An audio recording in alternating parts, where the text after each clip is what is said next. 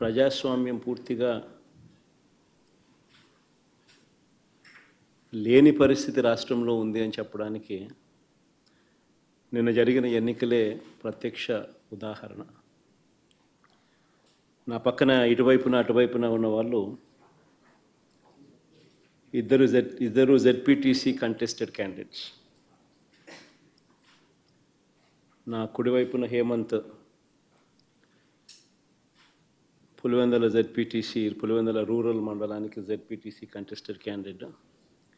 ఇటుపక్కన Subbareddy Vontimitta ZPTC స్థానానికి contested candidate. రాష్ట్రంలో ఇవాళ ఎలాంటి పరిస్థితులు ఉన్నాయి అని చెప్పడానికి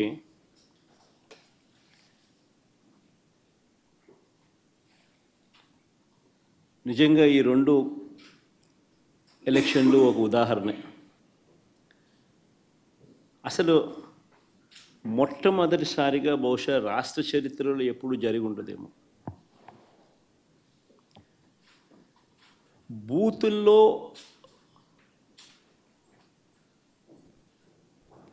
పార్టీకి సంబంధించిన ఏజెంట్ లేకుండా వైఎస్ఆర్సీపీ ప్రతిపక్ష పార్టీ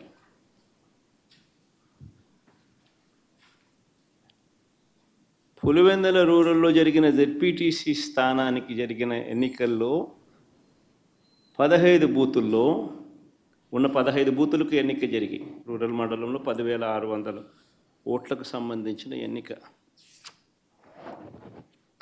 ఆశ్చర్యం ఏమిటంటే బూతుల్లో వైఎస్ఆర్సీపీ ఏజెంట్ లేడు. వైఎస్ఆర్సీపీకి సంబంధించిన ఏజెంట్ బూత్లో కూర్చోకుండా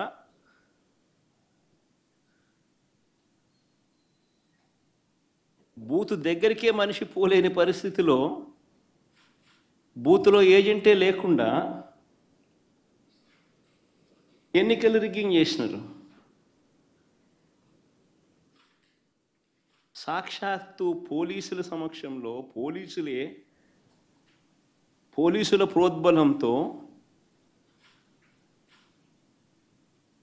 బూతులోకి వెళ్ళే ఏజెంట్ల ఫాములను వీళ్ళే తీసేసుకొని చింపేసుకొని బూతులోకి ఏజెంటే పోని పరిస్థితిలో ఎన్నికలు నిర్వహించామని చెప్పుకుంటా ఉన్న ప్రజాస్వామ్యం మన రాష్ట్రంలో బహుశా మన దేశంలో ఎక్కడ ఉండదేమో, ఒక్క మన రాష్ట్రంలో తప్ప.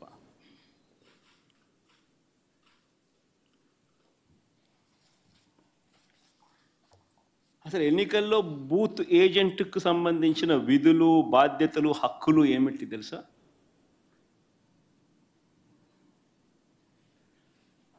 అసలు ఓటర్లే లేక దొంగ ఓటర్లను గుర్తించడం ఎవరు చేస్తారు? ఏజెంటే చేయాలి.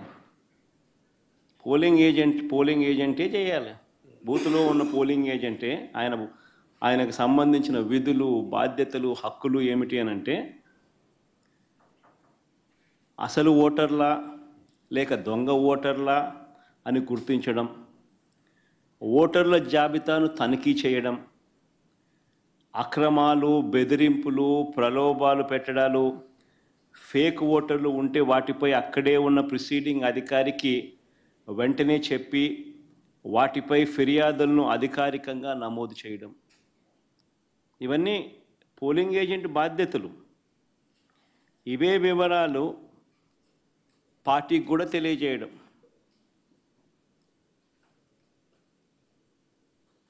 ఈ బాధ్యతలు ఉంటాయి కాబట్టి ఏజెంట్లకు హక్కులు కూడా కల్పిస్తారు.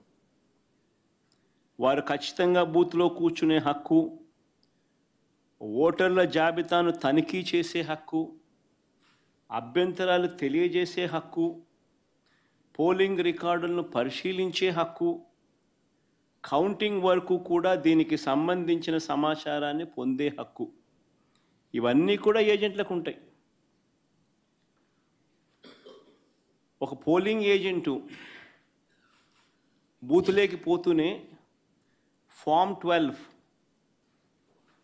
అన్నది అంటే తన పోలింగ్ ఏజెంట్ను అపాయింట్మెంట్ చేస్తూ ఇచ్చే ఫామ్ను క్యాండిడేట్ ఫామ్ 12 పోలింగ్ ఏజెంట్ను అపాయింట్ చేస్తూ ఇచ్చే ఫామ్ను it's called form 12. Polling candidate పలానోడు నా ఏజెంట్, నా పోలింగ్ ఏజెంట్ అని చెప్పి అపాయింట్ చేస్తూ ఇచ్చే ఫామ్. ఆ ఫామ్ని తీసుకొని పోయి ఆ పోలింగ్ ఏజెంటు ఎన్నిక స్టార్ట్ కాకమునిపే ప్రిసీడింగ్ ఆఫీసర్కి ఇస్తాడు ఆ ఫామ్. ప్రొసీజర్ అది.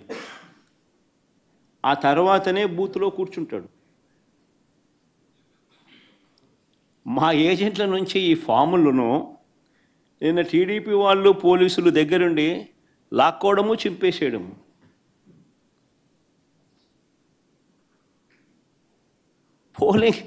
పోలింగ్ ఏజెంట్ అనేవాడు లేకుండా ఎలక్షన్ జరపడం అన్నది నేను ఎక్కడ చూడలా. ప్రజాస్వామ్యం అన్నది ఇంత దిగజారిపోయిన పరిస్థితి బహుశా చరిత్రలో ఎక్కడ చూసిండు మేము.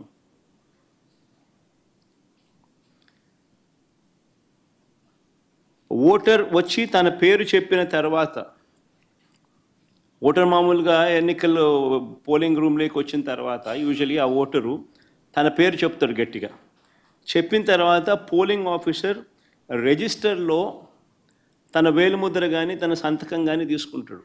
ఆ ఓటర్కు సంబంధించిన సమాచారాన్ని తాను పోలింగ్ ఆఫీసర్ ఆ రిజిస్టర్లో వేలిముద్ర అన్న, ఓటర్ వేలిముద్ర అన్న, వేలిముద్ర లేదా సంతకం అన్న తీసుకుంటాడు రిజిస్టర్లో. ఈ రిజిస్టర్ నింపేది పోలింగ్ ఆఫీసర్, కానీ తనిఖీ చేసేది ఏజెంట్. అవసరమైతే తాను అభ్యంతరం చెప్తాడు. ఇది ప్రొసీజర్.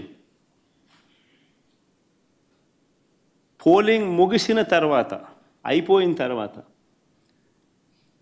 ఫామ్ 32 అని ఉంటుంది. ఫామ్ 32ను నింపి ఆ బూత్లో ఎన్ని ఓట్లు వచ్చాయి అన్నదాన్ని రికార్డు చేస్తారు. బూత్లో ఉండే అధికారి ఆ రికార్డును ఏజెంట్కు ఇవ్వాల్సి ఉంటుంది. అంతేకాకుండా ఏజెంట్ నుంచి ఒక రిసీప్ట్ కూడా తీసుకుంటాడు ఆ ప్రిసీడింగ్ ఆఫీసర్. ఆ రికార్డుతో ఈ రిసీప్ట్ను కూడా జత చేయాలి.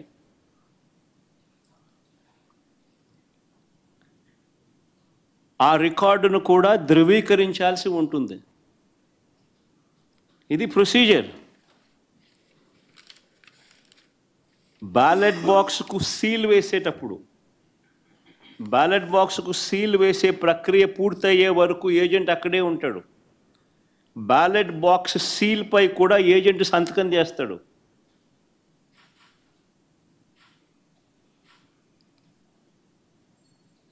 బ్యాలెట్ బాక్స్కి సంబంధించి సీల్పై కూడా ఏజెంట్ సంతకం తీసుకుంటారు. మరి నేను అడుగుతా ఉన్నా, మళ్ళీ ఇవన్నీ జరిగాయా అని అడుగుతా ఉన్నా.